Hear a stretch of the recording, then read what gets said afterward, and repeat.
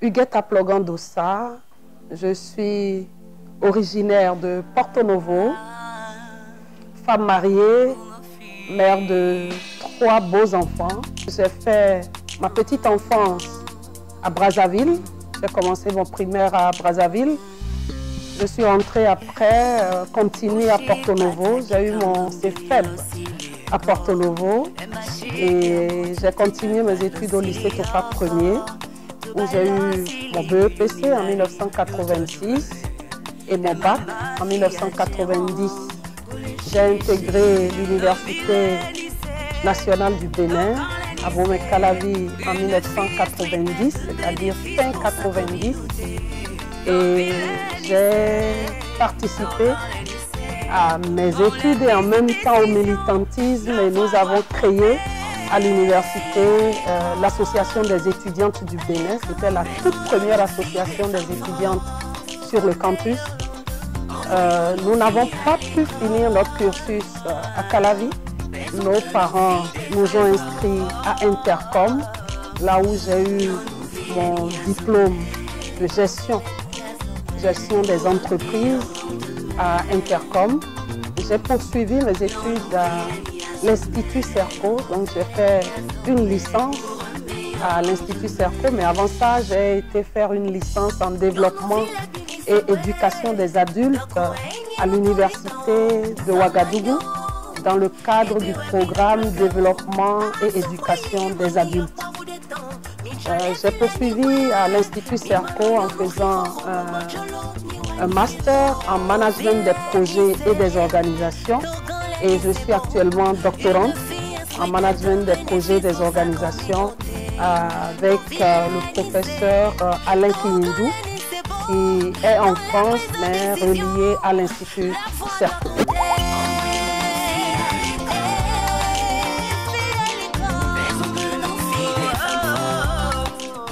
Du point de vue professionnel, je dirais que j'ai, à travers le militantisme, tout de suite créé une organisation appelée les Sœurs Unies à l'œuvre, qui est une organisation composée rien que de jeunes femmes. Et nous avions pour objectif de renforcer les capacités des enfants, des jeunes filles et des femmes. Et c'est cette organisation, Sœurs Unies à l'œuvre, qui a créé toutes les grandes organisations que j'ai pilotées après, notamment Social Watch Bénin, que j'ai dirigé pendant 2 mandats de 3 ans. Cette organisation qui fait du contrôle citoyen de l'action publique. J'ai créé après le réseau africain pour le droit à l'alimentation, implanté dans 17 pays. Plus tard, nous avons été identifiés dans nos activités de militantisme pour amener au Bénin Business and Professional Women, qui est une organisation de femmes professionnelles et d'affaires. Et nous l'avons créée au Bénin en 2004 et nous avons été portées 3 ans après coordinatrice Afrique de cette organisation.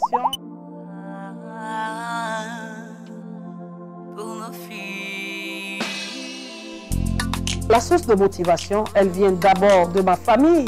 Je dirais également que ça vient de mon monde sportif. J'étais grande sportive. Je continue de l'être en esprit, même si je ne pratique plus. J'ai adopté l'athlétisme au lycée et après ça a débouché sur le handball. Et le handball, je l'ai adopté comme une discipline que j'ai pratiquée. J'ai été à l'équipe nationale pendant presque 17 ans. J'ai joué à l'équipe nationale, gardienne de but titulaire du Bénin. Tout ce que je faisais comme activité sportive, les entraînements, c'est là où je tirais ma motivation, la source d'inspiration, parce que tous ceux qui venaient allaient gagner les compétitions, gardienne de but, derrière, dirigeant mes coéquipiers pour qu'on gagne de grandes batailles face à des Camerounaises, face à des Congolaises, face aux Ivoiriennes et même les Algériennes, et Égyptiennes et Tunisiennes. C'était très moi.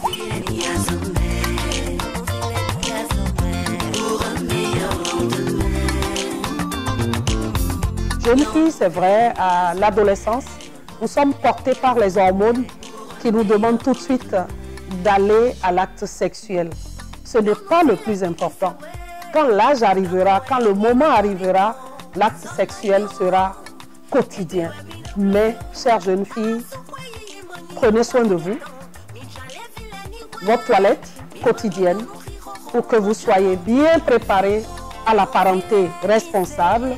Ensuite, mangez le peu qu'on vous donne convenablement pour votre entretien du corps et l'éducation qu'on vous donne, essayez de la suivre. C'est vrai, ce n'est pas facile, et particulièrement celles qui ont déjà goûté aux fruits défendus. On peut y goûter, mais on peut revenir à soi, se dire que l'avenir est là, fixez-vous des objectifs, et par rapport à vous occuper, si vous êtes oisive, essayez de voir dans quelle association vous pouvez militer. Ça peut être à l'église, comme ça peut être au quartier, ou ça peut être dans une ONG. Essayez de voir s'il y a des formations que les gens organisent régulièrement. Allez suivre ces formations-là. Nous sommes à l'ère des nouvelles technologies et vous êtes tous sur WhatsApp. Essayez d'utiliser le peu de mots que vous avez à aller poster des photos ou à aller chercher tout ce qui est pornographique. Non.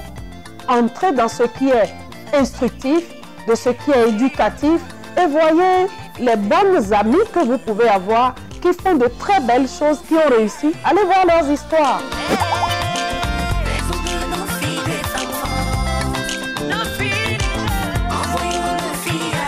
Donnez la parole aux femmes et aux filles, faire entendre leur voix, encourager leur leadership et leur participation aux prises de décision. Je m'y engage fortement.